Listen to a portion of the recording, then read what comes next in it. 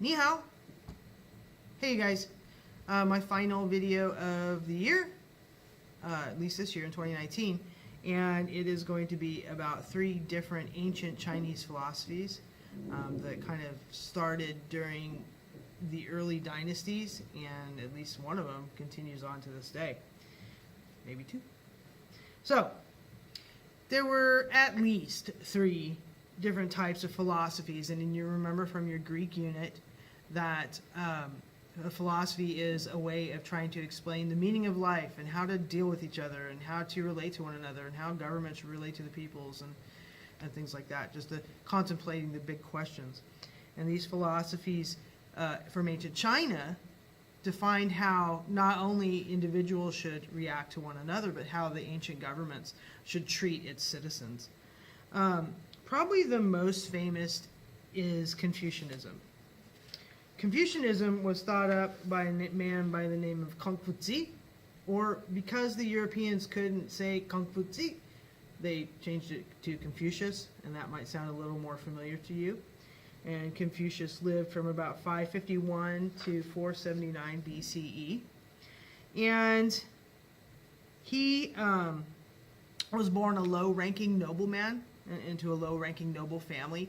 And later he would become an accountant for the Zhou dynasty. And the Zhou dynasty there is circled in orange. So one of the earlier dynasties.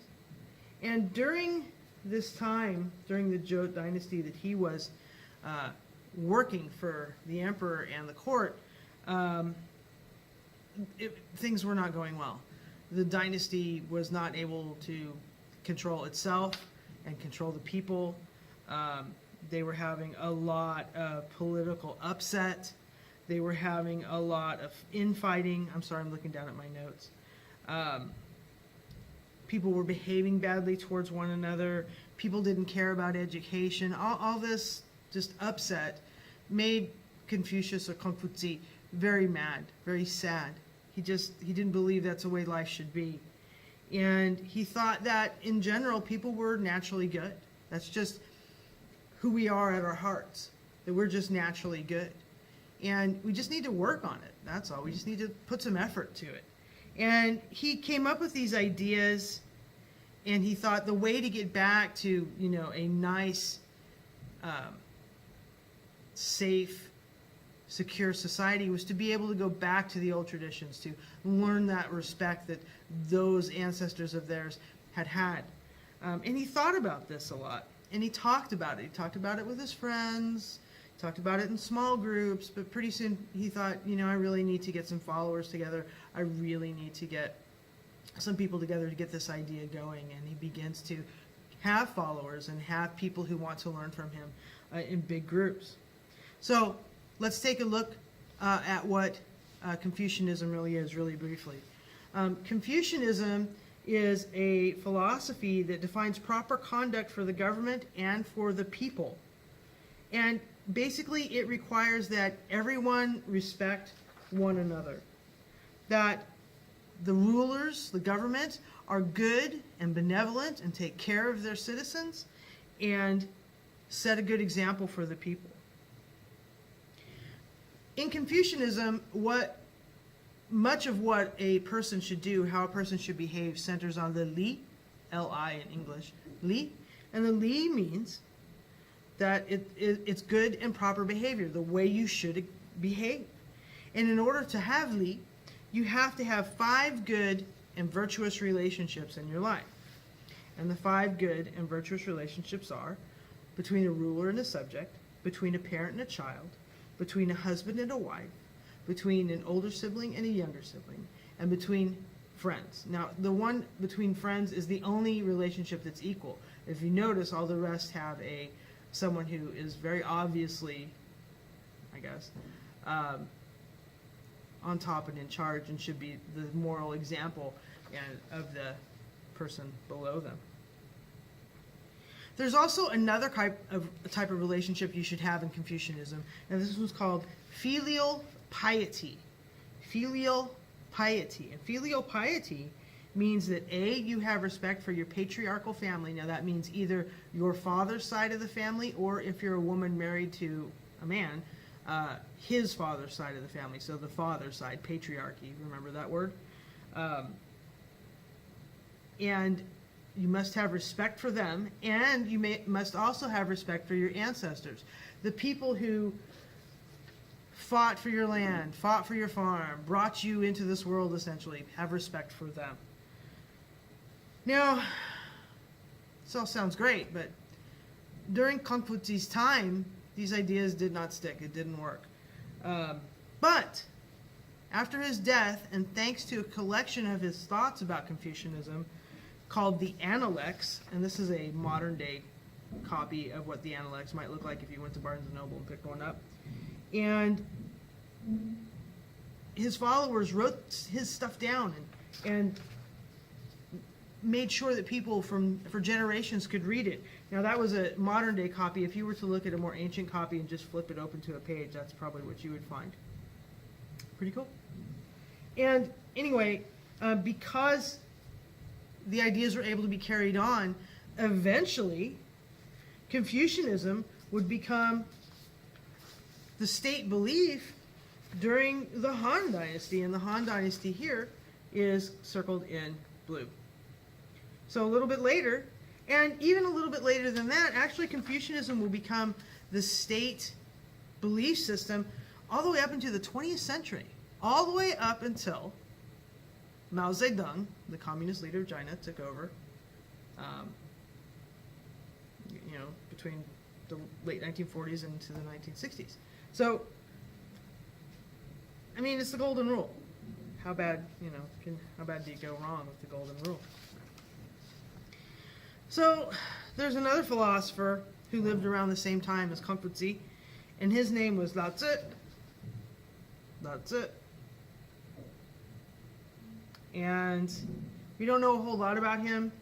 A lot of his history was erased by history. Just, he's old, and sometimes things get lost, and it's unfortunate, but it happens. And his philosophy that he thought was best, and oftentimes his philosophy and Confucianism go hand in hand. Lao Tzu's philosophy is called Daoism. Oh, the bell. Daoism. And if you believe in Daoism, what happens is that you believe a person must become one with the Tao, or the way.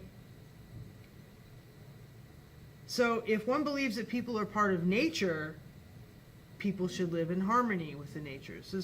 And you'll see next year, there is a connection to the Force. That's just a little foreshadowing for later. So if you believe in Taoism, you believe in a few basic things. You believe in that since nothing in nature, like, for example, a tree, strives for fame and fortune and power and knowledge. A tree just is a tree. So if a tree can exist in nature just as a tree, then so too can humans exist in the world just as humans. Humans don't need to have power, don't need to have ambition, that kind of thing.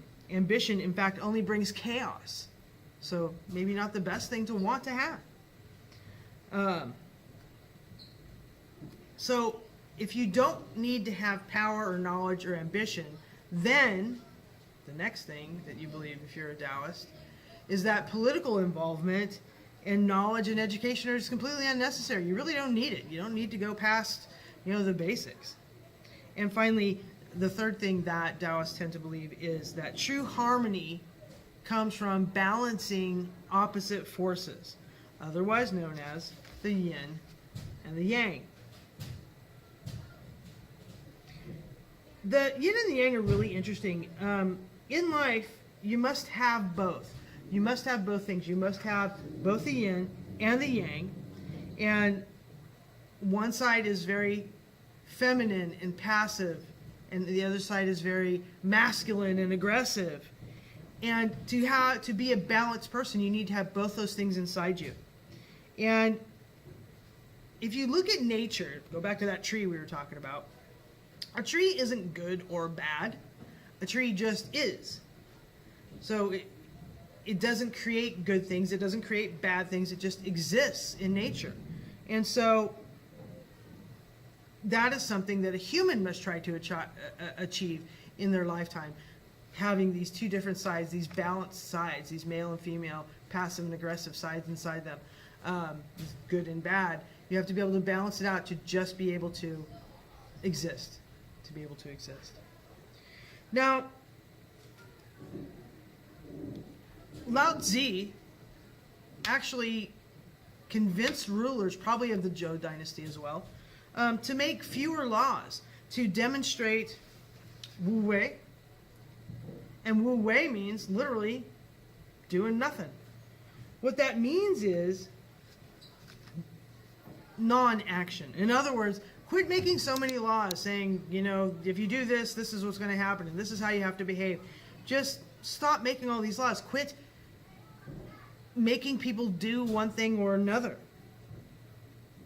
Daoism believes that punishment of bad behavior is not going to help anybody in society. The best way to run society is to encourage that good things happen, that nice things happen, that things that bring balance against the bad happen. Daoism as a philosophy has continued to make people something that people want to achieve all the way up to today. It's because also in the same way that Confucius has had his stuff written down, so too did Lao Tzu. And Lao Tzu's book is called the Daoism. And this is also a modern copy of it. And people wrote it down, his followers wrote it down for him. And that's the modern copy. If you were to look at an ancient copy, and you can see that one's super ancient, you can see that people wanted to write it down a long time ago. And if you read the Tao Te Ching, you learn how to be virtuous, learn to achieve that balance. But there was another book that came out in 1982 called The Tao of Pooh by Benjamin Holt. And it helped Westerners understand, what Westerners like us, Americans, what Taoism is and was. And he used Winnie the Pooh and all the other characters of the 100 Acre Wood as his vehicle to help explain what Taoism is. I'd like to read you a quote from the Tao of Pooh. How can you get very far if you don't know who you are? How can you do what you ought if you don't know what you've got? And if you don't know which to do of all the things in front of you, then what you'll have when you are through is just a mess without a clue of all the best that can come true if you know what and which and who. I love that. Thank you, Benjamin Holt. I do not claim it. So, one more philosophy to look at. The last philosophy we're going to look at is called legalism. Legalism is based on the ideas of Han Fei, or Han Fei Zi. And there he is, looking very handsome. And Han Fei Zi lived around 280 to 233 BCE. And he was born a prince. This guy was a prince in the state of Han. And he was born around the Warring States, or in the Warring States period, and he was looking around and people killing each other and civil wars breaking out all over the place. And he thought, what is Confucianism doing to help any of this? How is that even working? He's like, it's not right.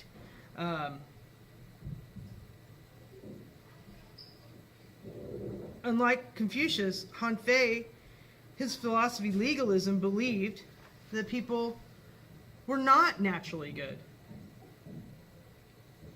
and that harsh punishments would help people get in line. And legalism is not concerned with being moral or being ethical, being nice, good behavior, none of that. It's not concerned with any of that. The only way you can get, according to legalism, the only way you can get good behavior is if the government controls everything. So the government is a top priority in legalism. Legalism believes that rulers should trust no one, and that laws need to be super strict, to the point that they would encourage the citizens to spy on one another and tell on one another if they were breaking the rules. So here's an example. If you weren't crazy about the government and you were talking to your friend about it and you said that stuff out loud, if your friend turned you in, the punishments for bad-mouthing the government could be as slight as having your hands cut off, or as strict as being boiled to death. Legalism is a super strict policy. And because it was so strict, you can see why it didn't last very long. The Qin dynasty, the first dynasty, the Qin dynasty, the Qin dynasty, they adopted it, and the Qin dynasty only lasted 16 years. So there you go. Confucianism would come back into China and really outlast all the other philosophies for thousands of years. That's all I got. See you next time.